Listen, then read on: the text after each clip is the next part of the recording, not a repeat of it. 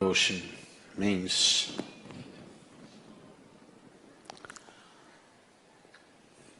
a tool to demolish yourself.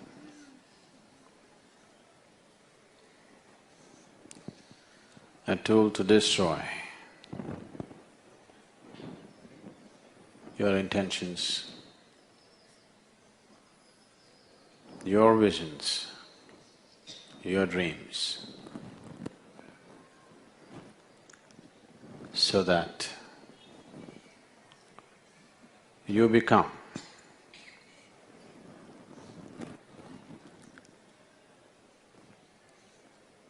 not a tiny little creature,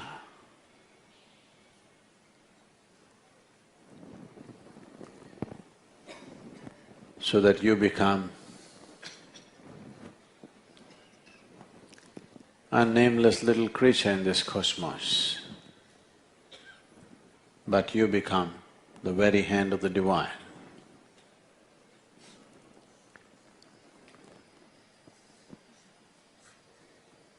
Devotion is not a deal that you make. Too much deal-making is happening in the name of devotion. Whether people go to a temple, church or mosque, they are busy making deals. Deal makers and devotees are two different people. One belongs to the marketplace, another belongs to the Divine. They're two different worlds altogether.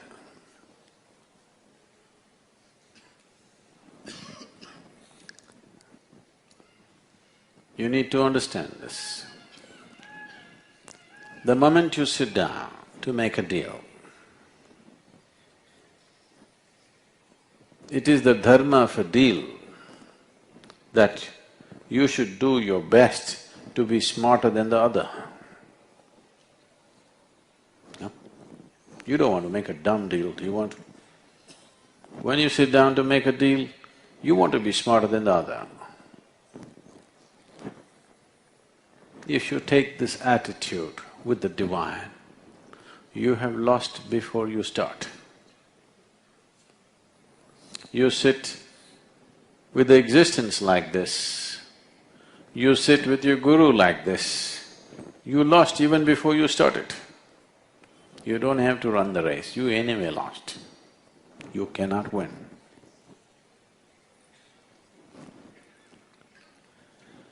Because the very fundamental purpose has been defeated. And now what? So don't lose out on the tremendous power of devotion because you have a stupid deal in your head. What can you ask? What kind of deal can you make with the creation and the Creator?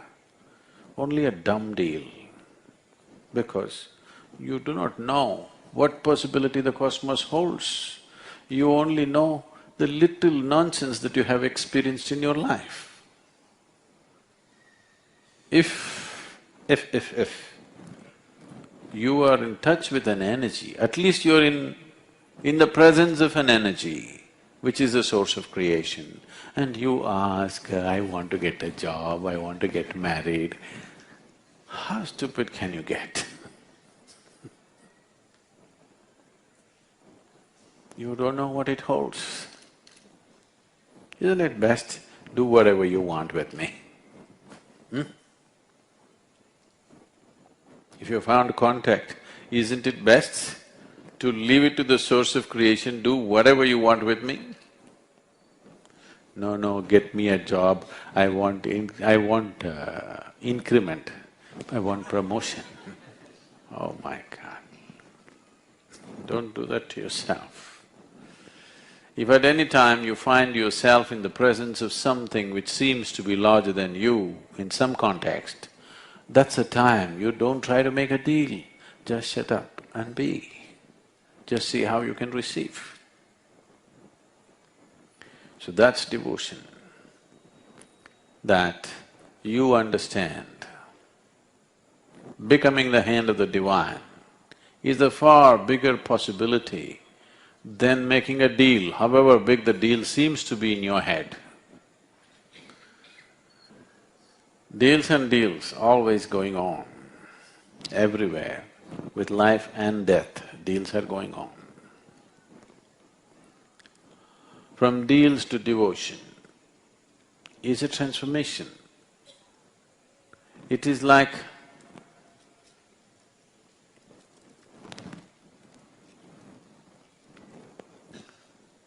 if I give you filth, will you give me something fragrant and wonderful?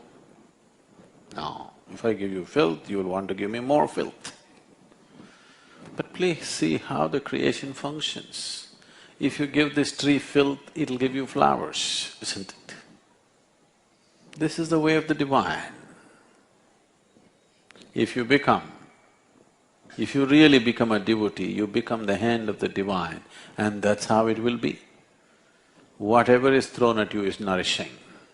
Whatever comes your way is wonderful for you because whatever comes, you know how to transform it into something beautiful. That's devotion.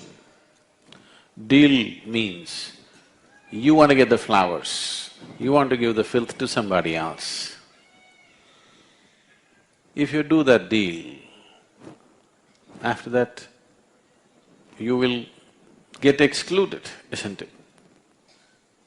You will get excluded from any group of people, or ultimately you will get excluded from the way the creation is happening. When we say yoga, we are talking about a union. A union means that you don't exist here as a creature by yourself. You exist here as part of the divine. You exist here as part of the creation and the creator, that you become one with everything, that you are not one little crawly creature who goes around doing its own thing. But the whole idea, the juvenile idea of freedom is you want to do your own thing, isn't it? So this you need to understand. A wrong idea, a wrong emotion can cause much more pain and much more destruction than a bullet or a bomb or poison for that matter.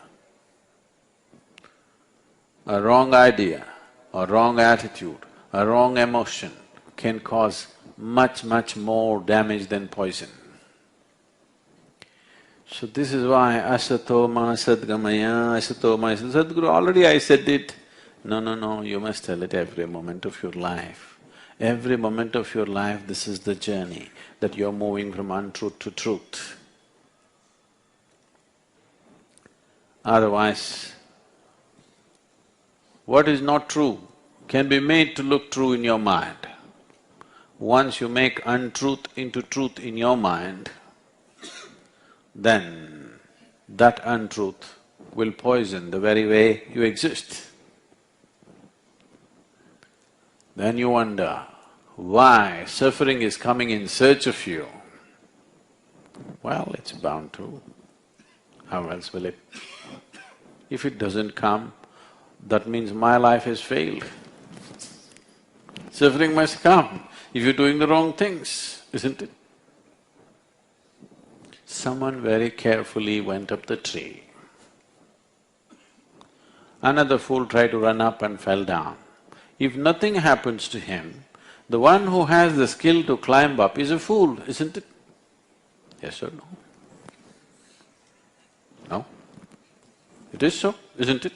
One who has paid attention, one who has taken care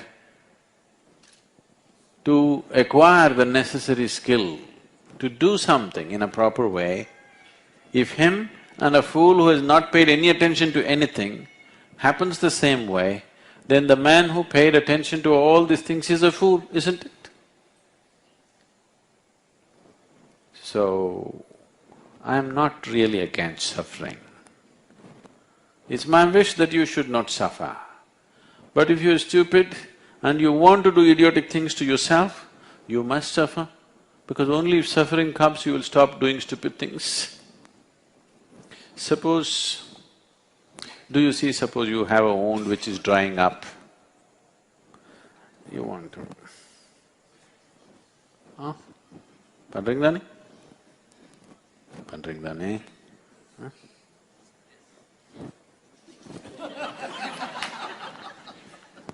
If it goes deep enough, when it hurts, you stop. Suppose it did not hurt, you would pull out your intestines. Yes? Do not underestimate yourself. If there was really no pain in your body, as you sit in the satsang, you know, like how you blow chewing gum, you blow your lungs out to show me how big a lungs you got. Yes, you would do. Do not underestimate yourself. Do not underestimate your own stupidity. If somebody is doing something else to make your impression, you'll take your intestines and… Because if you as much as touch it with a pin, it hurts so badly.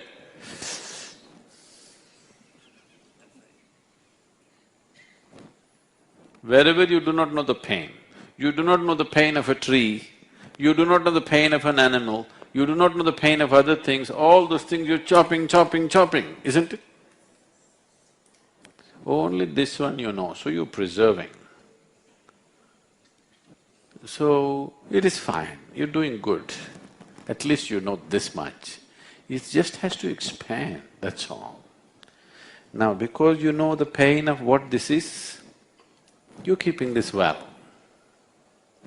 If you just begin to feel the pain of the mountain, you would keep the mountain well. If you understand the pain of the cosmos, you would keep everything well, isn't it? That is what yoga means, union, that everything has become a part of you.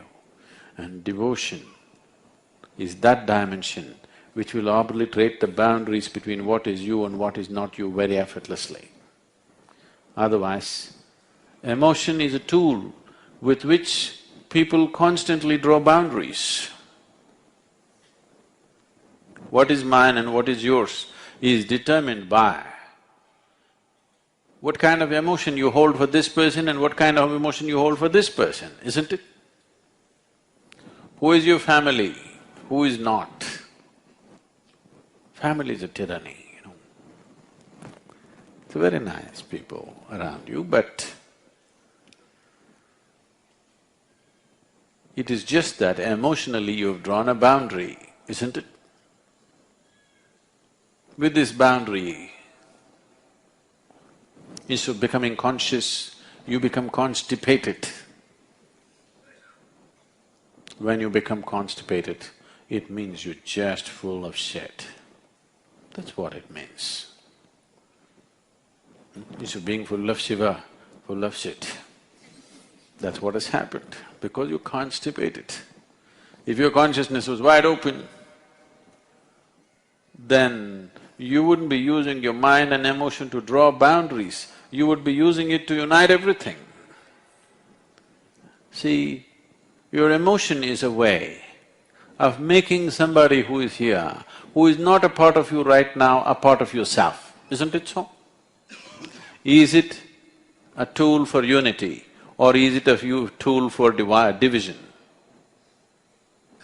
It is a tool for uniting, but right now you're using it as a tool to divide. So devotion means getting your emotion to that level of maturity where everything unites. If this doesn't happen, it would be better if you had no emotion and you went around like a stick. Yes?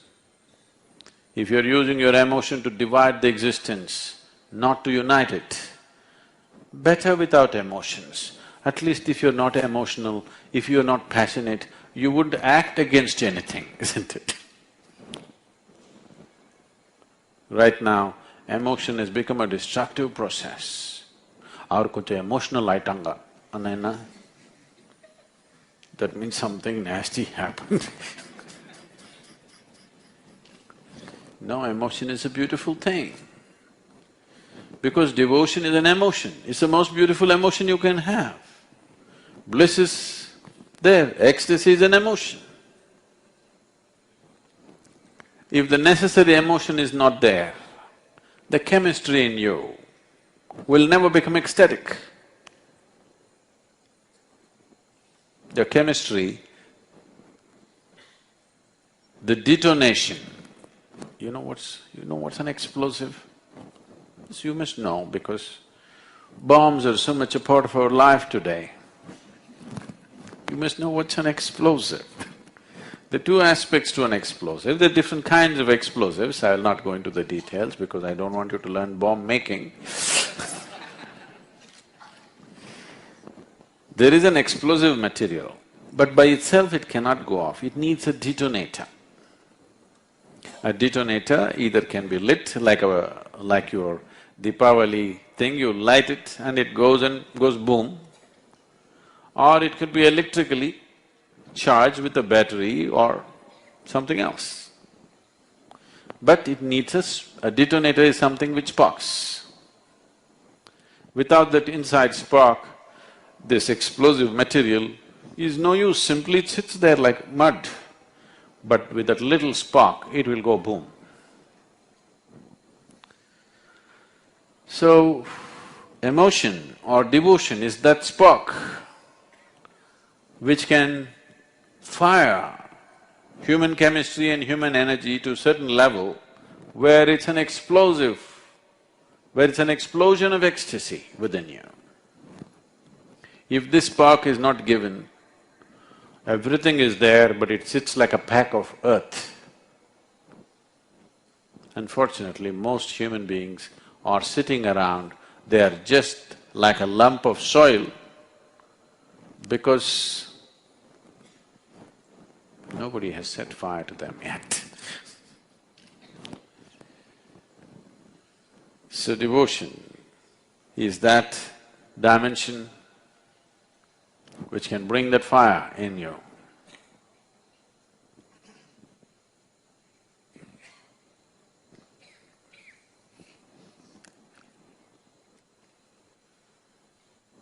Where the very dimension of who you are can be dramatically altered within moments.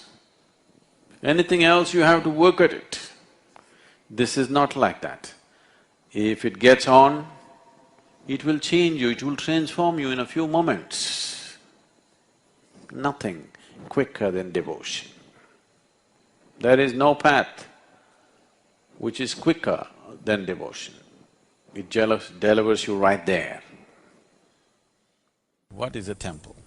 Let's understand this. Generally, when we utter the word temple, immediately people are thinking of which religion? No. If temple belongs to you or me or to a particular group, you cannot call it a temple.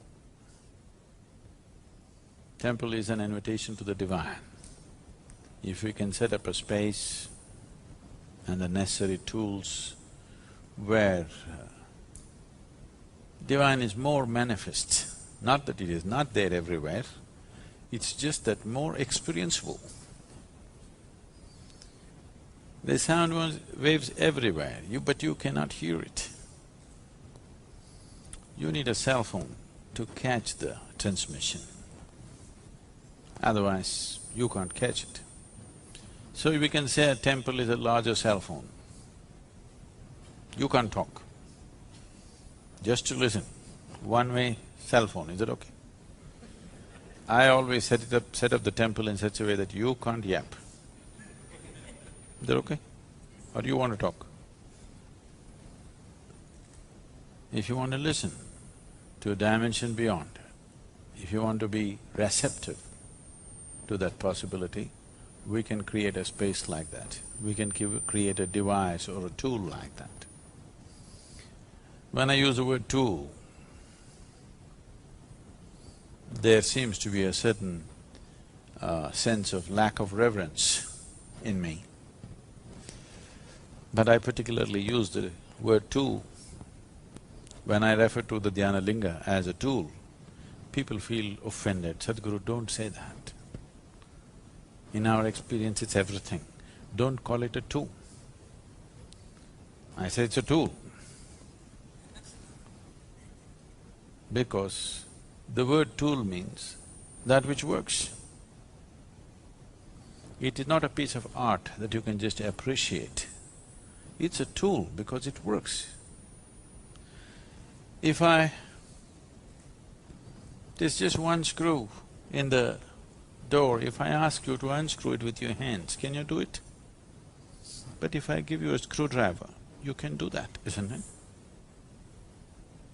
Similarly, to open the doors for the beyond, there is a tool. With your own hands, if you try to unscrew that simple screw in the door, all your 10 nails will go, but still it'll not come. Yes? You can try with your teeth. You know, people do. When they have no tools, they'll try their hands, if it doesn't work, don't you do? You may lose your teeth, still it may not come. But if you had a simple tool, how easily you could do it. So this is a tool to open the doors of the beyond. And I don't think a tool is irreverential, nor do I think a tool is insulting. A tool is a tremendous possibility, isn't it? The significant development in human society has happened only when we started making tools, isn't it? No? Why is it offensive if I say a temple is a tool? A temple is a tool. There are different ways of using different tools. For this tool, you have to be in a certain mode. Because this is not a physical tool, you have to approach it in a certain way. So that certain way may also include a certain level of reverence because that attitude is needed to be able to use the tool. So it's very important that it is understood and used as a tool, not as a destination, but just as a possibility. A temple is not a destination.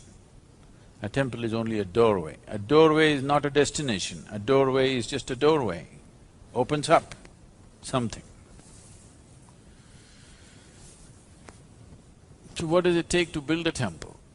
Of course we need some stone and many other material, but what does it take within a human being to build a temple? Why I'm telling you all this is I'm trying to discourage you.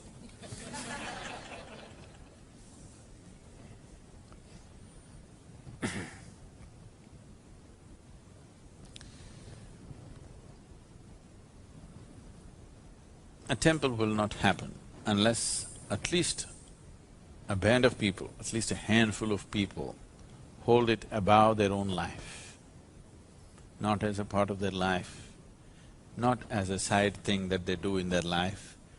Temple building is not a hobby or a profession. You have to see it as something beyond your life, more important than your life. You must understand, at least in the East, in India, temples were built so elaborately, some of the temples took 3 to 4 generations to complete. For example, the Kailash temple in Ajanta, Ellora, in the Ajanta area in Maharashtra. There are many in Tamil Nadu. This temple was carved out of the rock. They did not build it.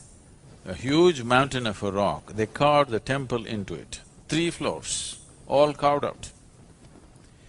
They must have removed hundreds of tons of stone, probably thousands of tons of stone, because all the empty space that you see in the temple has been carved out. And they made 3 stories, elaborate, decorations, and there are at least about 600 statues, all carved out. If you make one mistake, you have to rebuild the whole temple. Yes, because it's not built, it's not something you can take it off and put something. It is carved into the rock. It took 135 years, at least 4 generations of people working to the same plan. Three to 4 generations of people working to the same plan for 135 years to complete the temple. And nowhere their names are written. Such phenomenal work. Many of them must have started working at 14, 15 years of age and they would have died there, okay, doing the work. But nobody's name is written. Architect's name is not written. The kings who sponsored the temple, their names are not written. That's a temple, understand? It's not a place for us to leave a footprint of who we are. The very beautiful story. There was an old man. There was a man. Men get old. Slowly. He had 2 sons. Father and 2 sons worked hard, built a big farm, they became prosperous. Then for the old man, time to die came. When he was going away, he told his 2 sons, whatever comes out of this land, both of you should share equally, and you must always keep it up. At no point there should be any dispute between the 2 of you. They agreed in front of their father and they kept to it. I'm saying, not dividing the land. Dividing the land has come only in the last 4 to 5 generations in India, maybe 3 to 4 generations. Before that, there was no such thing as, this is my land, this is your land. Only the produce was divided, never the land. So conceptually, it was not there in people's minds that you can actually divide the land. So he said, you must divide the produce equally. And they stuck to it. After some time, one of the brothers got married. 1, 2, 3, 4, 5. 5 children he had. The other one never got married. So he was alone. But still the crop was shared 50-50. Because those are the father's words, you can't change it, that's his wish. So the brother who was married and had 5 children, one day a worm entered into his mind. You know, sometimes worms get into your mind. A worm entered his mind, and then a thought arose, and he thought, I have a wife and 5 children, I get 50%. My brother is alone by himself and he gets 50%. When I grow old, my sons will grow up, 5 of them. They will tame more land, we will become more prosperous and we will have much more. But my brother is alone. When he gets old, he will have only 50% of what we have now. This is not fair. But he's so proud, if I try to give him little more, he will not take it. If I try to share my produce from the new lands that my sons have broken, he will not take it. Only from the father's land, he will take 50%. So what to do? So in the night, when everybody is asleep, he carries a bag of grain and takes it and puts it into his brother's store. So that unknowingly, he's donating to his brother. The other brother, who was alone, thought, my brother has a wife and 5 children, he needs more. I'm just alone, what will I do with all this? But if I try to offer anything, he will not take. So he started carrying grains and dropping it into his brother's store. Reverse osmosis was happening. And nobody knew. In the night, quietly, once in a way, this brother puts one bag, that brother puts another bag. This went on. They became old. One day, two old men were carrying sacks of grain in the night, and they came and they faced each other. Both of them realized what's been happening. But they looked away and continued their journey, put the sacks and went back. Then they died after some time. The townsfolk were wanting to build a temple. They were looking for a site, they went to many places. After much looking, they decided to build a temple where these two brothers met on that night. They looked at each other and suddenly they were so embarrassed of their own generosity, they looked the other way and continued their job. They thought this is the best place to build a temple. Because that's what a temple means, that looking beyond yourself. If that is not there, there is no temple.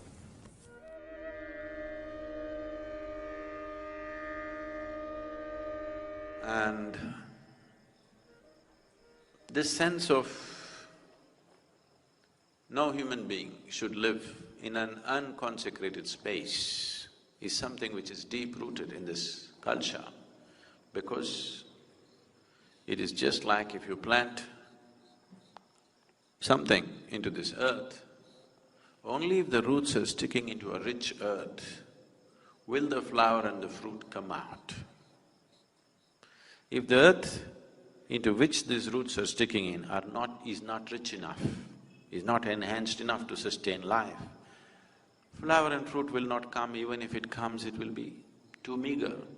It will never be a full-blown flowering, it will never be a full-blown fruiting of the plant. So always these aspects, we gave enormous importance to these aspects of life.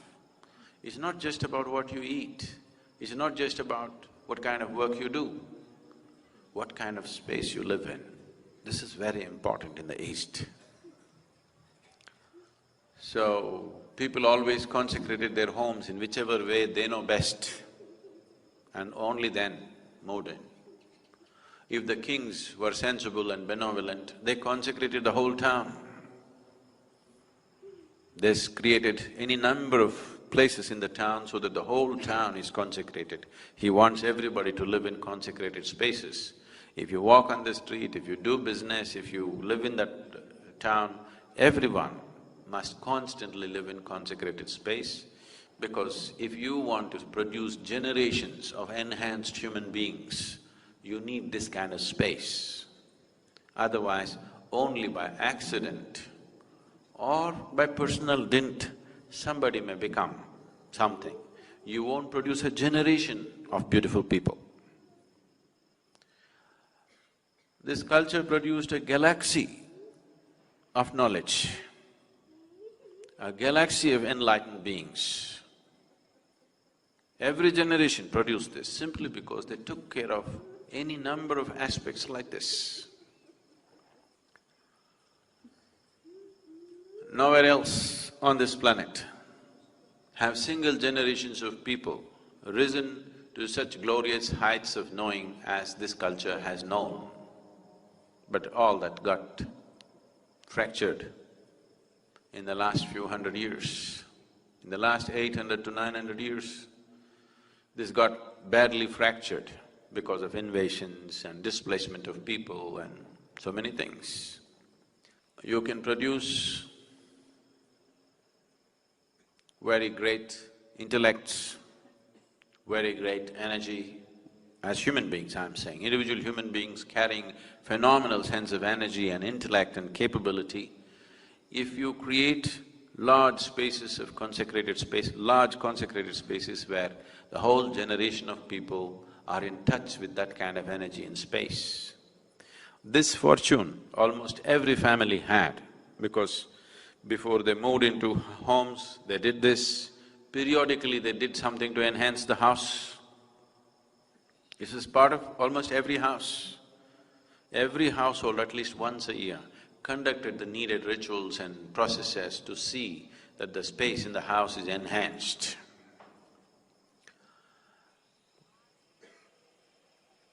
A basic understanding, or rather an essential understanding of how to generate a conducive atmosphere for a human being to grow to his full potential. Do what you don't do.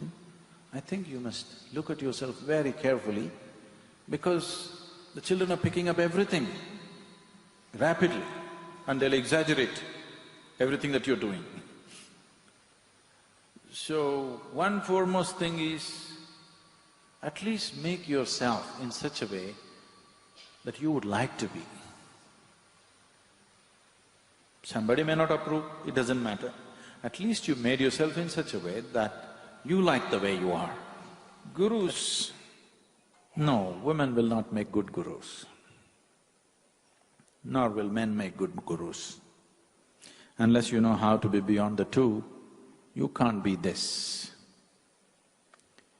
If you're a man or a woman, if you're stuck with your gender, then there's no chance of being a guru because you're looking at the mechanics of life in a completely different way. You're just looking at life as life. All the problems on the planet is simply because everybody has their own mission. And these missions are creating variety of conflict. If all of us sit here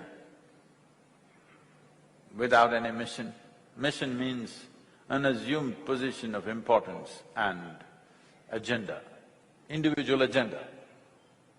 If all of us can sit here, what is a human being longing for? Every human being. All of you, wherever you are right now, you would like to be little more than what you're right now, isn't it so? Hello? Yes. If that little more happens, what? Little more? If that happens, what? So it looks like in installments you're going towards something. How much more would settle you for good? Let's look at it right now.